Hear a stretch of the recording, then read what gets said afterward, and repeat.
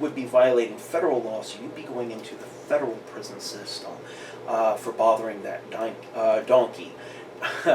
Not just going to jail, not just a state penitentiary, the federal system. All right. So, the conflict perspective would use all of these as examples for issues with how the criminal justice system works in the United States. So I've been using this term, the criminal justice system, or just as the abbreviation goes, CJS. So what exactly is a CJS? It's the bigger system of not just police, but also parole officers, it's prison guards, it's the prisons themselves, it's wardens, it's criminal defense attorneys, it's prosecutors, it's judges who try criminal cases. It is the private corporations who run private prisons.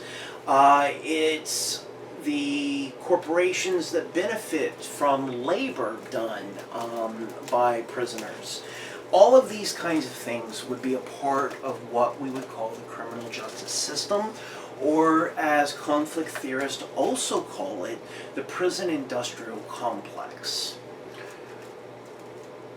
Now, it's important to keep in mind that the CJS deals with people who have been accused of having committed a crime.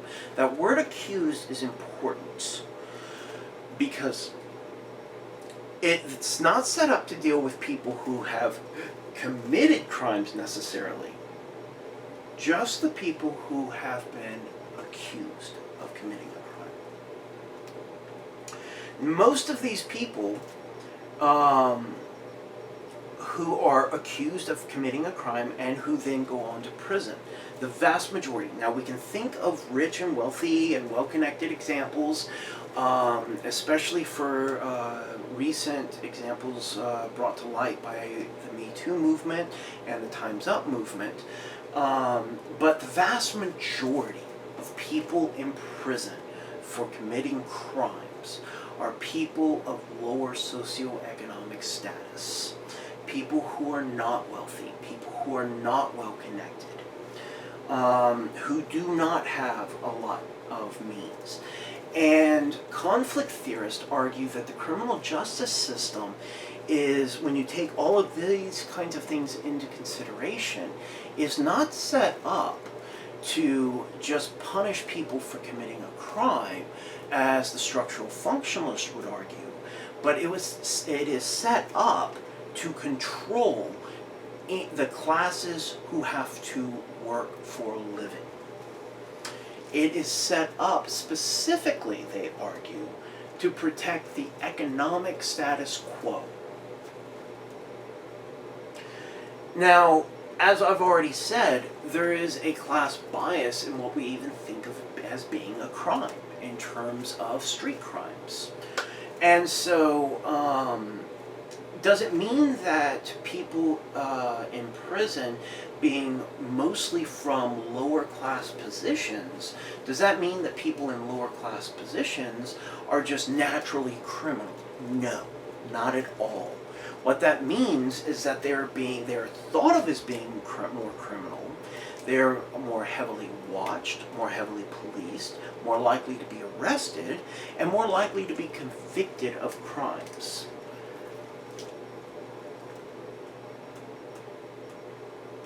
Conflict theorists, again, are very much interested in the harms question.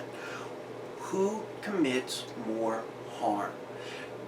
Corporations who pollute our soil, air, and water, or individuals who might steal something because they can't make ends meet with the job opportunities available to them?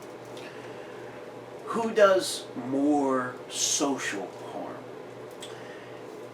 And of course, the answer from the perspective of conflict theory would be the corporations. They're doing more collective harm. So, the main point of this perspective, of conflict perspective, when it comes to the CJS, is that the belief that the criminal justice system is blind to who you are and that it means justice for all is both ideological and it's a false belief. And it's just that. It's a belief that people hold on to in spite of the evidence to the contrary. So, conflict theorists argue that because workers make up the vast majority of the population, and by workers here we would be including the middle class, not just the working class, not just people living in poverty. Anyone who is a person who has to work for a living would be included in this from the conflict theorist perspective. And so they would argue that because those coming from those lower class positions make up the majority of prison population, the CJS is an oppressive control that maintains social order by keeping workers from stepping out of line and challenging the economic status quo.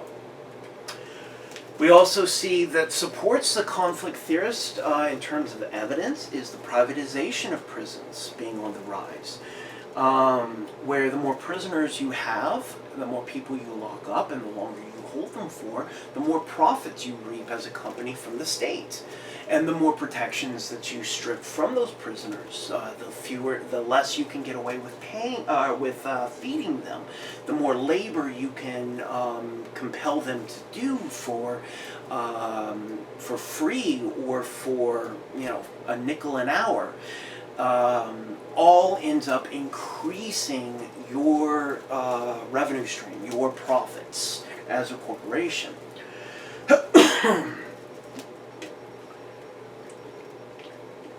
And goes very far to explaining, for instance, why about 1 in every 135 Americans is currently in prison. So, the highest age per group in prison, or jail, so prison or jail, we're looking at both there, the age group is 20 to 34. 49% of Americans behind bars in jail or prison, 49% are younger than 35. So, are people who are younger than 35 more likely statistically to engage in deviant acts or norm violations?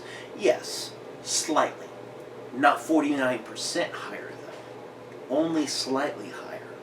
And so what this also tells us is that there's an age bias going on in terms of who's more likely to be stopped, searched, and arrested. Now, when we look at criminal rates coming from the variety of methodologies that we discussed in Chapter 1, both quantitative and qualitative methodologies in the social sciences, we know that actual crime rates, not the crime rates that are being reported in official statistics, because typically those crime rates are based on things like arrest records. Or arrest records play a heavy role in figuring those statistics. And keep in mind that arrest records are not a good measure of the actual rates of crime. One, because of the biases that we've been discussing in terms of who gets arrested, and also because, we're not even talking about convictions at that point, we're just simply talking about arrests. And so they've not even gotten to the plea bargain part of the criminal justice system yet. And we can see that when we break groups down according to race and ethnicity, through social scientific methodologies, that crime is actually diffuse across races and ethnicities, which means that no one race or ethnicity is more likely to commit a street crime than another. Again, class is far more relevant here than race or ethnicity. So because we know that criminal activity is diffuse or spread out across different races and ethnicities, and no one race or ethnicity is more likely to actually commit a crime, though certain races and ethnicities are more likely to be arrested for crimes and convicted for crimes, and get harsher sentences for crimes. More on that in just a moment. We do see these kinds of disparities in the prison population. In terms of white men aged 20 to 34, and we're just going to be looking at the highest percentage group, so young people, 20 to 34, 1 in 100 white men are in prison or jail. 1 in 26 Latinos are in prison or jail. 1 in 9 black men are in prison and jail, or jail. And keep in mind, like I said, that does not mean that Latinos or black men are committing crimes at that much of a higher rate than white men. They're being arrested and convicted at higher rates. All right. Now, we can also see cross-cultural comparisons to responses to deviant behavior. In the US, we tend to be authoritative.